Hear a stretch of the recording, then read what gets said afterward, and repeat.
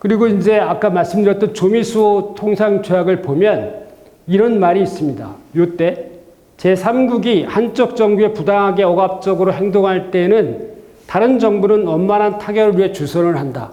이런 조항이 있는데 그 조선이 끝까지 미국에 기대했던 게 이 조항입니다. 응? 근데 미국이 이 조항을 발동하지 않죠. 일본과의 관계 때문에. 근데 이걸 믿고 이제 우리가 보빙살 83년에 파견했던 거고요. 이때 이제 민영익이 만난 사람이 볼티모어 제일교회 이 구초라는 분인데 이분이 적극적으로 주선해서 한국에 선교사를 파견하게 됩니다. 그리고 84년에 일본에 있었던 선교사 맥클라이가 서울을 도착하는데 김옥균을 통해서 기독교회, 개신교회에 대한 선교를 해달라 이렇게 얘기를 했는데 이걸 바로 고종이 윤호를 하게 되는데 이거를 바로 선교 윤호라고 합니다. 기독교사에서. 이거 굉장히 중요한 사건인데 일반인들은 잘 모릅니다. 그리고 실은 이제 한국 근대사에서는 기독교 개신교사가 일반사에 잘 포함이 안 됩니다.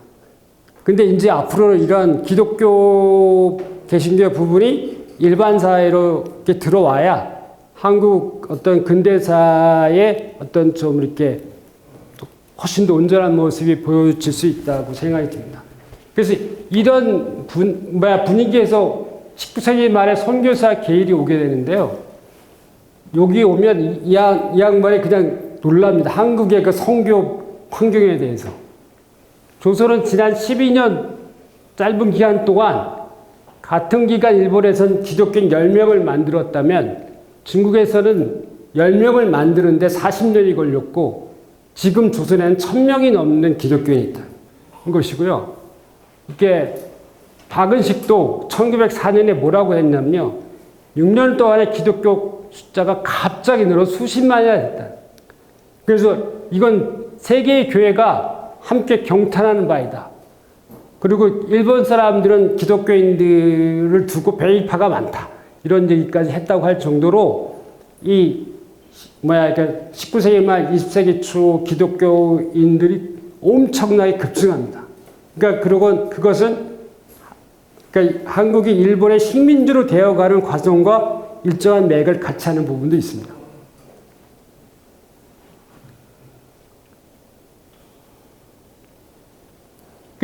이 기독교는 들어와서 조선왕조와 서구 문명과 민족운동, 시민사회를 연결하는 하나의 가교 역할을 하게 됩니다. 그래서 이 언더우드와 아펜젤러는 굉장히 거기서 중심적 역할을 하죠. 그 다음에 87년 3월에 배제학당이 만들어지고 87년 여름에 정동교회가 이렇게 세워지는데요. 97년에 독립신문의 배제학당 방학식이 이게 보도가 됩니다. 풍경이. 보면 이승만 대통령이 영어로 조선의 독립 문제를 연설하거나 이런 얘기를 하게 됩니다. 그러니까 이 배제학당의 졸업식 자체가 향후에 그러니까 조선과 대한제국 그 다음에 대한민국이 어떻게 갈 것인가를 보여주는 하나의 단면역이 나타납니다. 그리고 여기에는 당시 학부대시 민정묵부터 시작해서 대한제국 관료들이 그 다음에 미국 용사 이런 공사들이 다 참석하는 커다란 이벤트였습니다. 그래서 여기 보면 이승만, 신웅우, 양경복, 노병성 이 사람들이 여기에 참여를 활약을 하고 이들은 다 나중에 만민공동에 이끄는 지도자들이 청년 지도자들이 됩니다. 그만큼 이 기독교는 이 19세기 말 한국 개화운동, 근대화운동에 있어서 대단히 중요한 디딤돌 역할을 하게 되고요. 상동교회는 더 적극적인 역할을 합니다. 이 상동교회는 감리교 교단인데요. 여기에서 나온 사람들이 헤이그 밀사단, 이준, 그 다음에 신흥문학교, 경화사족, 이혜영 이런 사람들이 이 교회를 거점으로 해서 성장하게 되게 되고요. 그 다음에 장로교인 오산학교, 이승우는 여기서 신민회로 연결되고 신흥무과학교까지 연결이 됩니다. 이승우는 상인 출신인데 상인 출신에서 청일전쟁, 러일전쟁을 겪으면서 완전히 그 민족의식이 눈에 뜨게 되고 그 다음에 기독교, 개신교에 접하면서 훨씬 더 종교의식도 깊어지고 그러면서 나중에 기독교가 그 개신교가 민족운동에 깊숙이 관여하는 데 중요한 어떤 통로 역할을 하게 됩니다. 그래서 이 오산학교는 학교를 통해서 근대화 운동도 하지만 신일무관학교와도 굉장히 긴밀하게 연락하면서 서로 이렇게 도움을 주는 그런 관계를 유지했다고 볼 수가 있습니다. 그래서 이 개신교는 이런 조선왕조가 근대 문명을 수용해서 어떤 조선을 근대화로 이렇게 전환시켜가는 중요한 어떤 추진체, 엔진 역할을 했다고 볼 수가 있습니다. 저기 경화사족은 무슨 뜻입니까? 경화사족. 경화사족은 서울에 있는 화려한 사대부 귀족들을 얘기합니다. 예.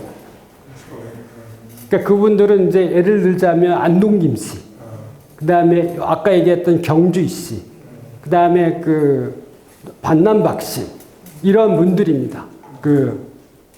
실은 이런 분들이 꽤 오랜 기간 동안 이른바 권력과 부와 이런 걸 다 독점하고 있거든요.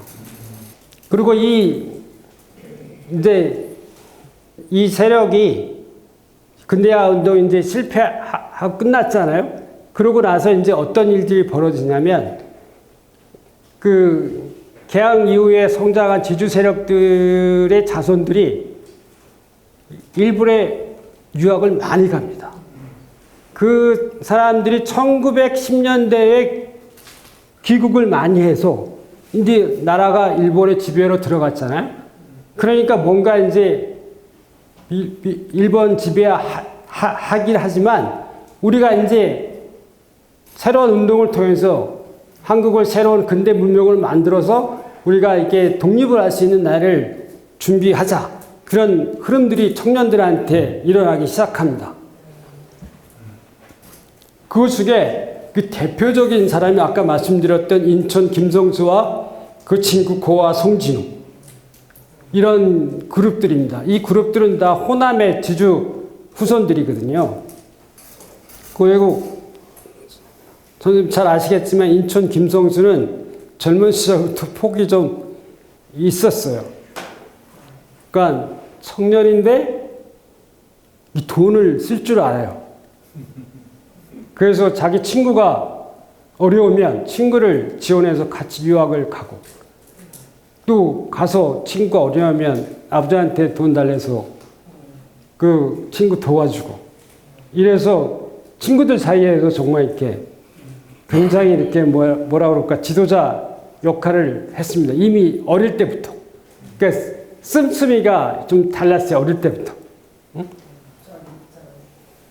근데 그 양반이 서울에 올라왔을 때 귀국한 다음에 그러니까 이제 다 그때는 지금 서울하고 달라서 저게 그냥 북촌 일대 지금 저기 그 경복궁 주변에 있는 북촌 일대가 서울의 반이나 마찬가지입니다. 그러니까 거기 가면 다 대부분 다 압니다. 누가 왔다 갔다 하는지. 그래서 그때 이제 그 19세기 말에 가면 애국개방 운동이라는 게 있었는데 그때 이제 학교들이 많이 세워지거든요. 그때 만들어진 학교 중에 하나가 이게 중앙학교라는 게 있었습니다. 물론 이 학교의 전신은 기호학교입니다. 그러니까 기호학회, 기호흥학회 이런 데서 만들어진 학교인데 나중에 돈들이 없으니까 학교를 이렇게 합쳐요. 그래서 중앙학회가 만들어지고 그 학교 이름을 학회를 따서 중앙학교가 만들어진 건데 그래도 돈이 없으니까 이 젊은 청년한테 야, 돈 좀 후원해라 이렇게 얘기를 한 겁니다. 네 아버지가 돈이 많다고 하니까 좀 해라. 그러니까 김성수가 가서 보고 그럼 제가 인수하겠습니다 라고 해가지고 하게 되는군요. 근데 이분들이 이걸 만든 사람들이 돈이 없어서 그런 게 아니거든요. 이때도 가장 돈이 많은 사람들입니다. 이거를 만든 사람들이. 근데 그분들은 이제는 이 시대를 이끌어올 만한 어떤 사상이나 에너지가 떨어져 있는 거예요. 자기 시대가 아니잖아요. 일본 애들이 지배하고 있어요. 그러니까 여기에 돈 쓰고 싶은 마음이 없는 거죠. 근데 이 청년 김성수는 이 사람한테 이게 자기가 쓸 돈이고 자기 일할 영역이 돼버린 거예요. 그래서 이제 자기 고향에 내려가서 자기 아버지한테 얘기하니까 처음에는 혼났다가 이제 결국 큰아버지가 지원하고 그래서 결국 인수하게 되거든요. 그래서 이 학교가 오늘날의 중앙학교가 되는 건데요. 근데 이 학교를 인수한 거는 굉장히 상징적인 의미가 있습니다. 1차 근대화에 실패한 구체제의 세력들이 하지 못한 거를 인수인계하는 것. 인수인계한다는 건 뭐냐면 그들은 이제 새로운 세대의 주역이 될 수 없다는 거예요. 인천 김성주와 같은 신진 세대가 새로운 근대를 이끌어갈 새로운 주역이 된다는 의미를 내포하고 있습니다. 그리고 요 세력이 결국 나중에 경정진류라는 걸 인수합니다. 인천 김성수가. 이거는 서울의 상인들하고 이렇게 윤치소라는 사람이 힘을 합해서 만든 건데요. 윤치소는 윤치호, 윤보선으로 연결된 이 집안의 그 인물 중에 한 분이거든요. 돈이 많았습니다. 근데 이 서울의 그 수공업자들하고 힘을 합쳐서 만든 건데 그때 식으로 보면 약간 개량화된 근대화된 그러니까 그 매니팩처 단계의 그러한 그 산업 시설을 볼 수 있습니다. 근데 이제 자기들이 그걸 일본 이렇게 선진화된 그 공장제 직물이 들어오니까 경쟁력이 안 되니까 그걸 포기하는 거예요. 그래서 그걸 인천 김성수가 인수하게 됩니다.